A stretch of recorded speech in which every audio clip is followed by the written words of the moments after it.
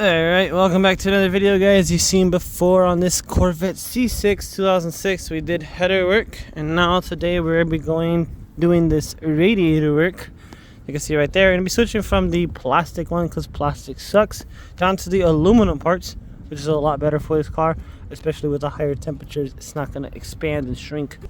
Let's get this thing taken apart. There's not too much work to be doing with the radiators, so we're going to be most likely removing this air intake, this support, and then obviously some hoses, and try not to break them. Stay tuned, travel along with me, and let's get this radiator switched out.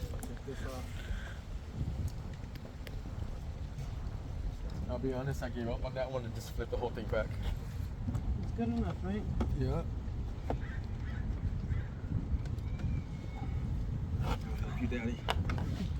Now I've done radiator on the Nissan, the Fiat, and the Honda, never on a Corvette, so we're gonna find out today Just how easy it is. Get a little easier on us. it's good enough. It holds. So You just gotta unplug these things. Yeah, hold on. Still have. get it on. There you go. There we go. Okay, wait. Our plan, we're gonna do and tackle, we're gonna unclip this one, unclip all these little ones from the back, and then hopefully she slips right out. I know that these little grommets from the Civic, they kind of just sit into place. Same thing like the Fiat. That's what these little butts are for. Basically, it slides into place, stays down there. I don't think there's any bolts holding down the radiator. I know it's just probably some hoses and then wedged down with that top piece. So let's go ahead and attempt to get this thing off.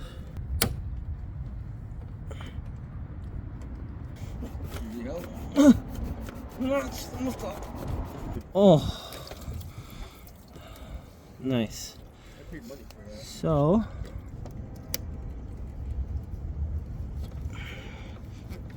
slides right off. Come on. Oi. Okay, got the wiring loom off, and then down here, all the way down here, guys, you can see there's a little tiny lip, and this is basically what connects the fans into the ECU and stuff like that when to turn it on, and heat cycle and all that good junk. So it's gonna disconnect just like that, and it's a little red one, so that's pretty cool. This basically is what keeps it nice and dry. So radiator's disconnected. Let's go ahead and get that 15 or 16 on there, trying to get that bolt off, and then yank up this whole entire assembly. Hopefully save his AC. Alright, so with using this kind of wrench, guys, comes a lot of risky things, and to be honest with you guys, as I always do, keep it 100% on this channel. Did strip it just a little bit, had to get it in the right angle. There still is enough thread on here, so that little thing basically screws right into the back of that. It was honestly super tough to even get in there. So that is that one. We do have this thing here, but I believe AC one should just slip in out. If it's anything like the Fiat or like any other car manufacturer, they have these clips right here that retain the AC unit, so you can honestly remove that whole entire coolant area from that one. Now you should be able to get out. And silly of me, let's see here, I'm gonna clamp on, remove this one, and then it should maybe move out.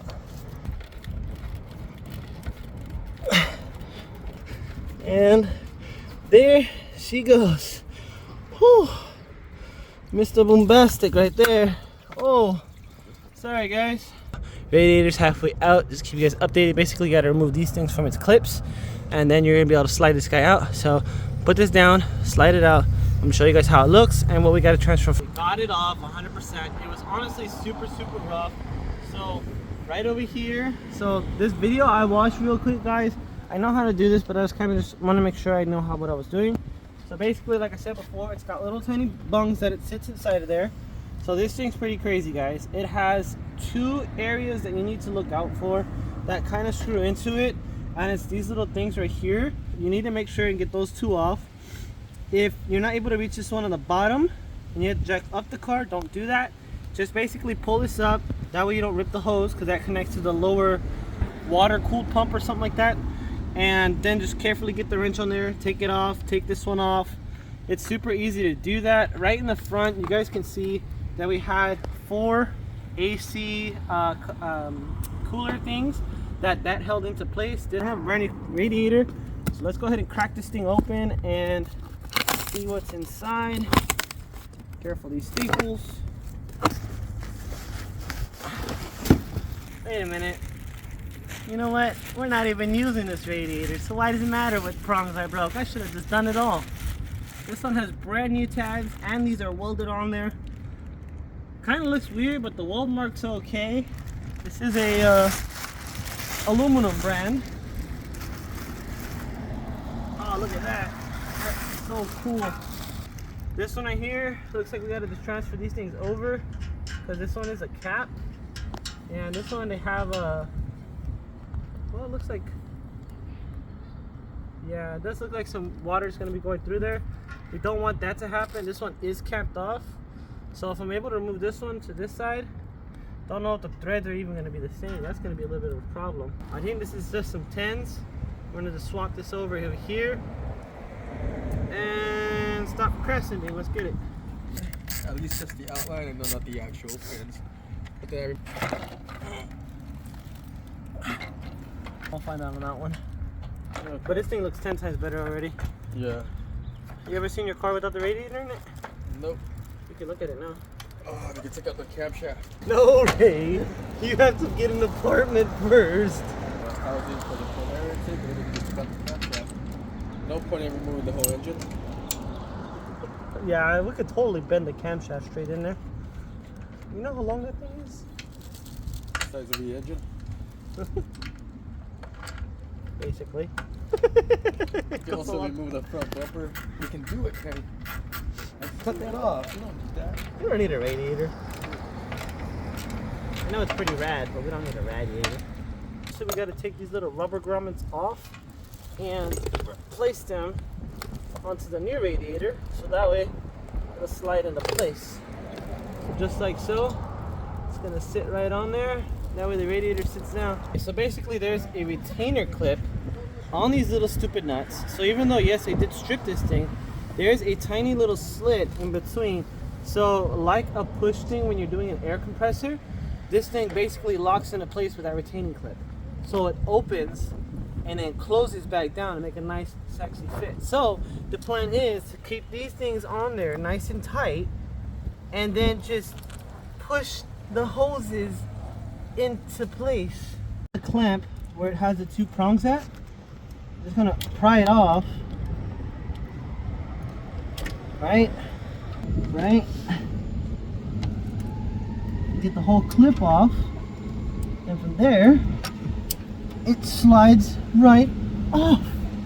You see that? Yes. It's freaking magical. Alright guys, so we have the little holes down there where we're going to be putting the bottom of these bunts in, and everything is all assembled. All these things are super tight. I'm glad I found out that thing. I hope that thing was very helpful for you guys figuring out that one. Honestly, it's much easier than just loosening and tightening things up. There it is, guys. Slipped it right in. This is not made in China. I put that sticker there 100%. This is gonna slip right in, guys. Watch this. Ooh, there you go. Little chiropractor move from that one. And getting our lower one in. I know it's hard to see, but you gotta trust my word. Boom. Slips right into place. She ain't going nowhere. You can hear? It's locked into place. Same thing with this one. So now I'm gonna put these little things right there, like OEM. Back to the bottom one. Like OEM. There we go. So now, I know this radiator hose is missing. I'm gonna get that one in last because it's a little bit hard. But first I want to get in our fan. That's gonna be this one right here, and this little wire down there. Hold on, let's see here. Some exposure up in there. Nice and tight. There she is. And then we have all these little black things right here. That's where the radiator wire is going to be dangling. The thing with these hoses, since they are relatively old and the coolant's dry, stretches and shrinks a lot of heat over time. So we're going to use just a little bit of lube on there. This is dish soap, and this is gonna allow this hose to slip right on nice and easy. No, it's not gonna ruin the car. It's not gonna ruin it.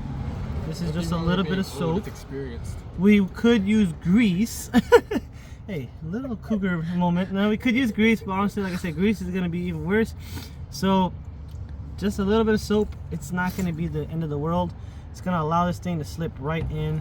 And yeah, let's get this thing on there.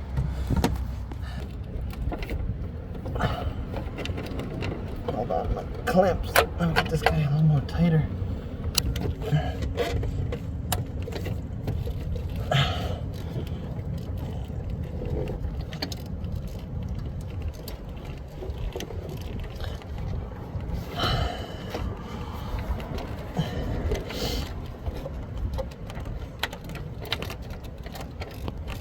There she goes, nice and smooth, slides right in.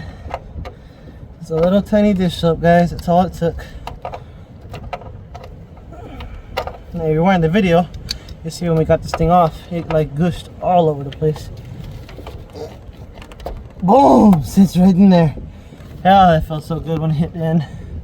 Alright guys, so I took a little backtrack. Luckily, a good friend, Safety Ray, had a baby pair. But basically I took some of this and some nylon ties, clenched it nice and tight, slipped the thing back in there. So a quick recap, guys, before I do button up everything and end this video. To do this, basically you need little to no tools. A very good pair of crescent wrenches is really good, or channel locks, whatever you guys call them in your world. Channel locks, if you want to call them there, they do call them channel locks because they lock into different channels here.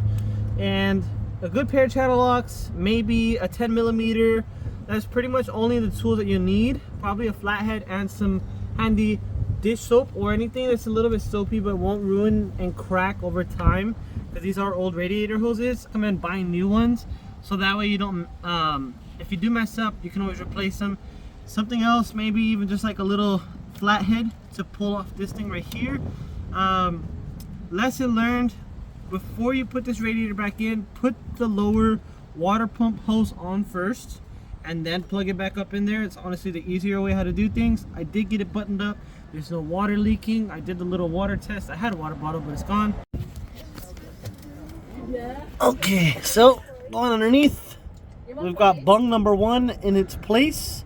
So that's pretty sick. And now we're gonna check the other side. And coming underneath over here, boom, bung number 2 is in place. So those little pieces that were on the bottom of the radiator, guys, that's basically what I was talking about. As long as those two things are in their hole, that's totally fine. And that's basically how this thing sits in there. And then it sits in through also these two top screws right here, and that's how everything screws down. Yeah, super easy to do this. Honestly, guys, like I said before, it's not that bad. Making sure everything is all buttoned up. The radiator is not going to be catching any of this. We don't want definitely not anything flying around and hitting the radiator fan. But that's it for today's video. It wasn't too bad, honestly, with this Corvette C6. I know the intake's still off, but I'm gonna end the video here, put the coolant in, drive it around town, make sure there's no leaks. Should be good as it is. And yeah, as always, guys, stay safe, stay chill.